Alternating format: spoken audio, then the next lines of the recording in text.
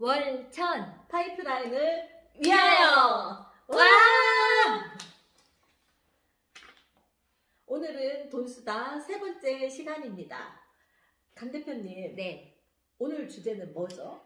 오늘의 주제는 지금 연일 매스컴에서 이야기하고 있는 폭락장에 대한 이야기를 좀 하려고 해요. 진짜 매스컴에서 이야기하는 것처럼 폭락이 아직도 계속 사경을 헤매고 있느냐? 그렇지 네. 않습니다. 정확하게 폭락 시장에서 현장 상황이 어떤지에 대해서 오늘 전해드리겠습니다. 네. 조유미 대표님 주말에 또 어제 오늘 엄청 바쁘셨잖아요. 그쵸. 네. 저희 세종시 같은 경우는요, 설을 전후로 지금 세종시 전역이 굉장히 이제 바닥에서 이제 꾸물꾸물 하다가 막 움직이고 있는 장이 정말 피부로 체감할 수 있을 정도로 네. 나타나고 있는데요. 네. 설 전에는 이렇게 수면 아래에서 이렇게 조금씩 움직였다 하면 네. 설 연휴부터 부동산들이 그 연휴에 쉬지도 못하고 네. 나오셔서 집 보여주고 뭐 그런 부동산들이 굉장히 좀 많았어요. 우리 원래 아침에 찍어야 되는데 바빠가지고 저녁에 지금 퇴근도 못하고 지금 이러고 몇 있어요. 시예요? 지금 8시가 다 돼가는데 그러니까요. 바빠서 여태까지 못 찍다가 또 찍다가 손님 와가지고 또 다시 끊었다가 찍고 다시 있어요. 하고 그럴 정도로 손님이 되게 많아졌는데요.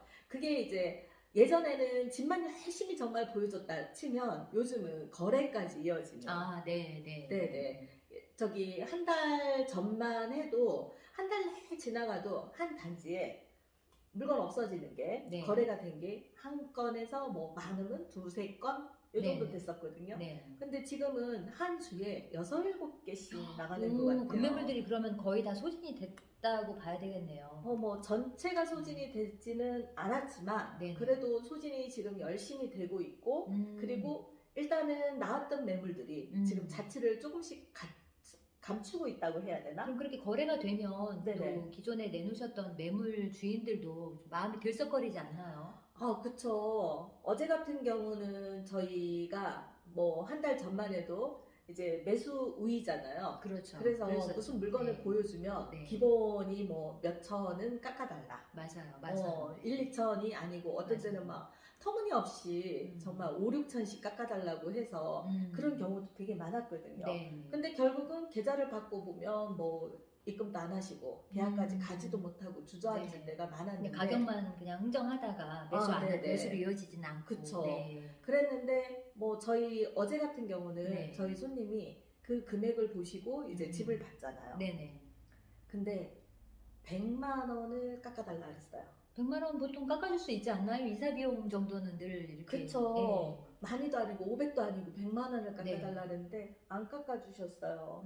근데 더더군다나 거기에서 돈을 더 받으시겠다고. 그럼 매매가를 올리신 거예요? 네. 주인이 살다 보니까 이게요, 빈집 같으면 괜찮은데 네. 주인이 사는 집은 네. 주인이 한 10팀 정도 자기네 집을 보러 오시니까 그렇죠. 안 그렇죠. 팔죠. 그 가격에. 엄청 그러면 이제 또 심란해지죠. 네. 근데 저도 주말에 제가 수원하고 용인 다녀왔잖아요. 네. 저희 아이들이 그쪽에서 직장 생활을 하기 때문에 저는 이제 수요자로 필요에 의해서 올라갔었어요. 근데 네네. 속상했던 게 저도 한 주 전에 이제 갔다가 그 물건을 이제 한 3개 정도를 제가 브리핑을 받고 결정을 하려고 했는데 저희가 바빴잖아요. 그래서 그렇죠. 주중에 못 올라가고 어제 다녀왔는데 그 물건들이 다 매매가 됐더라고요. 그래서 결국은 그거보다 3천만 원 더 주고 네. 다른 매물을 선택의 여지 없이 그렇게 그 계약을 하고 그러고 내려왔어요. 그래도 네. 제 생각에는 많이 떨어졌잖아요, 사실. 네, 그건 그렇죠. 그 저희... 예전에 비하면은 뭐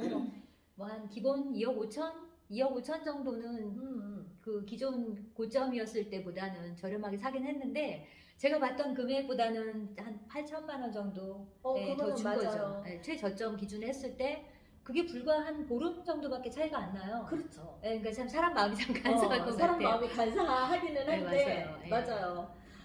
근데 또 내려갈 때는 사실 저희가 이렇게 힘들게 거래를 하고 또 하나가 매각이 되면 그거보다 또 그걸 기준으로 해서 더 낮은 금액을 제시를 하고 해서 내려가는 구간이 사실 보였어요. 근데 상승장에서는 저희가 이제 그 경험을 해봤는데 거래도 못 해보고 가격만 그냥 올라서 쳐다만 보고 그냥 그렇게 말아버리는 그런 경우가 많잖아요. 저희 여기 제 사무실에 있는 새뜸마을 1단지도 84 그러니까 전용 면적이 8사인데 네. 보통 이제 흔히 말하는 33평, 34평 34평. 국민주택 규모거든요. 네.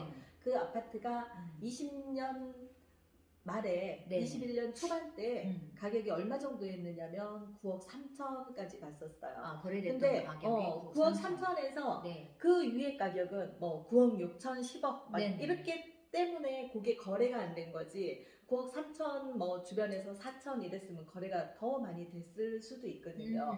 그때는 이제 호가가 뭐 1, 2천 올리는 게 아니고 하룻밤 지나면 뭐 5천씩 맞아요, 이렇게 맞아요. 올라갈 그때는 그랬었어요. 때였으니까. 맞아요. 예, 네네. 맞아요. 자고 나면 이제 오늘 내가 파는 집이 최저가가 돼서 다시 네네. 그거보다 막 5천씩 올려서 그랬었죠. 그러면 그랬으니까 그때가 9억 3천이 최고가였으면은 최근에 거래된 최저가는 얼마 정도에 거래가 됐어요? 최근에 거래된 게 한 달 채 안 된 것 같은데요. 네. 실거래가가 5억 5천에 5억 떴어요. 5천에. 아. 9억짜리가 5억 5천이면 거의 뭐 거의 한 정말. 45%? 그 정도 되는 것 같죠?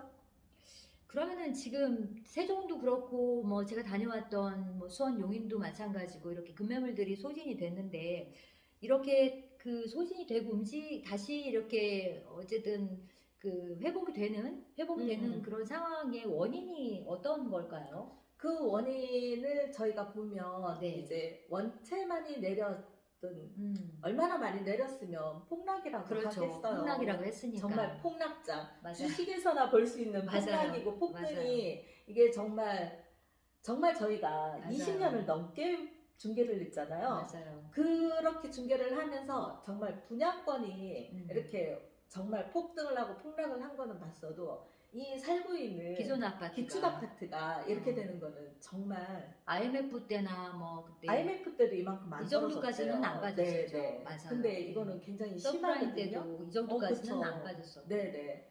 그런 걸로 봐서는 그런 생각이 들어요. 어쨌든 그 움직였던 원인이 그 많이 어쨌든 고점 대비했을 때에 많이 30% 떨어졌으니까. 40% 이상으로 그쵸. 가격이 급락을 했고 네. 그 상황에서 실수요자 입장에서는 이 정도 금액이라고 하면은 내가 다시 들어가서 바닥이다 생각하니까.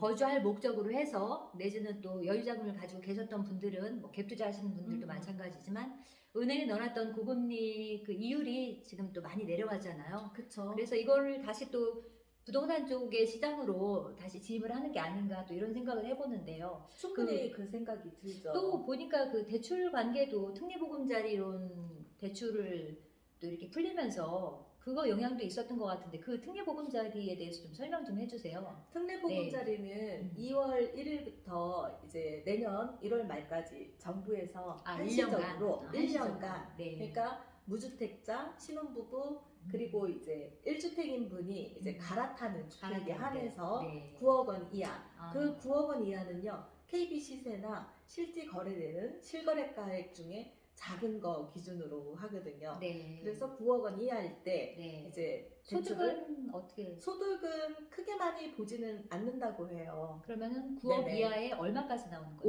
5억까지요. 5억까지. 네네. 그러면 그 대출 기간은 어떻게 되나요? 대출 기간 같은 경우는 50년 정도. 아, 50년까지. 네네. 그러면 그 용도가 신규 본인이 그 아파트를 구입할 때만 되나요? 아니면은 다른 용도로도? 그 대출이 뭐 전세금 반환 대출도 가능한 것 같더라고요. 그럼 세입자가 나갈 때 해주는 네네. 전세금 반환 대출. 네네. 그럼 중도상환 수수료 같은 경우 때문에 사실 부담스럽거든요.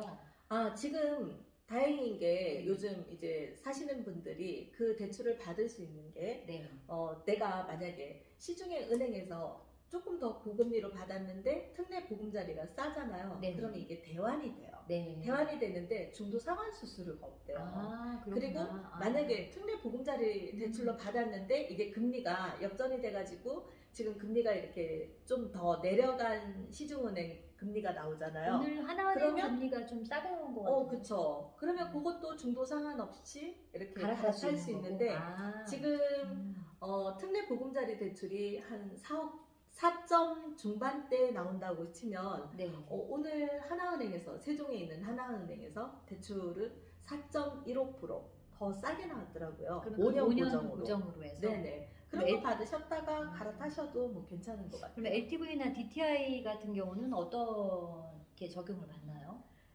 뭐 LTV는 최대 70% 정도 받을 수 있는데요. 네네. 세계 최초 같은 경우는 80%. 그리고 DTI는 최대 6%. 60%. 60%. 제가 말을 좀 잘못했는데 퇴근해 보세요. 배고파가지고 강지혜 대표님 네. 한번 궁금한데요. 우리 여기 들으시는 시청자분들도 굉장히 궁금하실 것 같은데 네네. 그 용어를 한번 용어가 좀 어려워요. 좀 해주세요. 왜냐면 이제 그 부동산 쪽에 투자를 해보셨던 분들이나 아니면 대출을 이렇게 대출 경험이 좀 있으셔서 그런 분들은 이렇게 좀 쉽게 알아들으실 텐데 도대체 뭐 이게 LTV가 무슨 TV고 뭐 맞아. DTI가 뭔가 뭐 모르실 텐데요. 그냥 간단하게 설명을 드릴게요. LTV는 쉽게 말하자면은 시세를 대비해서 내가 그 아파트를 구입할 때 담보대출을 얼마를 받을 수 있는지에 대한 기준을 LTV라고 해요. 근데 이 시세라고 하는 거는 뭐 부동산에서 뭐 얼마에 이렇게 변동이 되는 시세가 아니라 우리 실거래가 시세가 아니고요. 그런 건 아니에요. 공신력 있는 그 평가 자료로 해서 예를 들면 뭐 KB 부동산 시세라든가 이런 것들은 저희가 이제 쉽게 이렇게 은행 들어가서 이제 사이트 들어가서 보면 나와 있는 거고 아니면 감정 가액이나 그리고 국세청에서 기준 시가로 정해준 그런 것들을 토대로 해서 공신력 있게 만들어 놓은 평가 자료이기 때문에 그 시세 대비해서 내가 받을 수 있는 구입하고자 하는 아파트의 담보대출이 얼마가 나오는지에 대한 기준이 LTV가 되는 거고요. 네. DTI는 총 부채 상환 비율을 이야기해요. 네. 그러니까 이제 대출을 받으시려고 하는 그 이용자가 내가 연봉이 얼마다. 근데 그 연봉 범위 내에서 이 아파트를 샀을 때 연간 대출을 상환할 수 있는 능력이 되느냐 안 되느냐에 대한 평가 기준이 DTI예요. 그러면 DSR은요? 근데 이제 그 DSR 하기 전에 DTI가 네. 우리가 한 번 더 생각을 해야 될 게 그 상가나 뭐 건물이나 이런 것들 같은 경우는 이자만 상환을 하잖아요. 네네. 그러니까 이제 원금에 대한 상환 부담이 없는데 아파트나 주택을 구입을 할 때는 그 원리금을 균등 상환이 들어가요. 예를 들어서 내가 대출을 이제 10년을 받는다 했을 경우에 그 10년 동안에 원리금과 이자를 균등 상환하기 때문에 단순히 내가 이자만 내야지 하고 계산을 했다가는 착오가 생기는 거죠. 그래서 그 기준을 원리금과 이자를 같이 상환한다는 전제 하에 내가 DTI를 어느 정도 감당할 수 있는지 월 내가 그 능력이 어느 정도 되는지를 생각을 해봐야 되고요. 그 다음에 이제 DSR 같은 경우에는 약간 좀 더 포괄적인 개념인데 그 연간 총 부채를 내가 상환할 수 있는 능력이 되느냐 안 되느냐에 대한 평가를 한 번 더 해주는 거예요. 그래서 예를 들면 내가 받으려고 하는 이번 대출 말고 기존에 뭐 다른 담보대출이 있다 했을 경우에 그 담보대출을 포함한 총 부채 상환 해야 되는 능력을 평가를 하는 거기 때문에 이 부분은 좀 한 번 더 이렇게 더 확장 개념으로 생각을 하시면 될 것 같아요. 그런데 이 DSR에서 제외되는 대출이 있어요. 전부 다 뭐 내가 진 빚은 다 떠안고 가야 되는 건 아니고 통상적으로 이제 DSR에서 제외되는 대출은요 서민 금융상품이라든가 아니면 전세자금 대출, 전세자금 대출, 이주비, 중도금 대출, 그리고 300만 원 이하 소액 신용 대출은 제외를 해준다고 합니다. 그러면은 DSR에서 해당이 되는 게 그런 뭐 전세자금 대출이라든가 뭐 아니면은 그 300만 원 미만의 소액이라든가 중도금 대출이라든가 이런 것들은 분리해서 다른 성격의 대출이다 생각을 하시면 될 것 같아요. 합산해서 안 하니까 다행이죠. 뭐 오늘 우리 대표님하고 퇴근도 못하고 이제 이런저런 이야기를 나눠봤는데 그 현장에 있는 저희 경험으로는 그래요. 지금 상황으로 봤을 때는 더 이상 어떤 하락할 수 있는 악재는 사실 좀 이제는 좀 그런 장은 아니다라는 생각이 들어서 뭐 세종도 마찬가지고 다른 지역도 저희가 이제 같이 그 부동산 하시는 분들끼리 같이 이렇게 그 정보를 공유하는 그런 그 사이트도 있고 또 서로 정보를 공유하고 하는데 전반적으로 같이 움직이시는 것 같아요. 그래서 실수요자 분들은 이제 인근에 있는 부동산 가셔서 상담을 한번 받아보시고 또 본인이 상환할 수 있는 어느 정도의 대출을 감당할 수 있다라는 그런 판단이 서시면 지금 나와 있는 매물 중에서 또 이렇게 그래도 좀 타이밍 맞춰서 들어가시는 게 괜찮지 않을까 이런 생각을 해봐요. 아마 좀 이제 뭐 내년 이맘때쯤 저희가 이렇게 방송을 해드리고 또 이렇게 정보를 드렸던 거에 대해서 이제 서로 좋은 이야기를 그때 그 얘기 듣고 제가 이런 결정을 했어요. 이렇게 좋은 소식이 들려왔으면 하는 바람으로 오늘 이 시간을 좀 마련을 해봤습니다. 지난 토요일이 입춘이었죠. 그렇군요. 이제 추운 겨울 지나고 부동산 시장도 이제 혹한기, 폭락이라고 이야기했던 그 시장을 잘 탈출해서 꽃피는 봄, 또 새 봄에 새 기운을 가지고 입춘되기를 하시는 또 여러분이 되셨으면 좋겠습니다. 저희도 또 그런 장을 기대해보고요. 그럼 오늘은 여기까지 마치겠습니다. 다음 시간에 뵙겠습니다. 안녕. 안녕.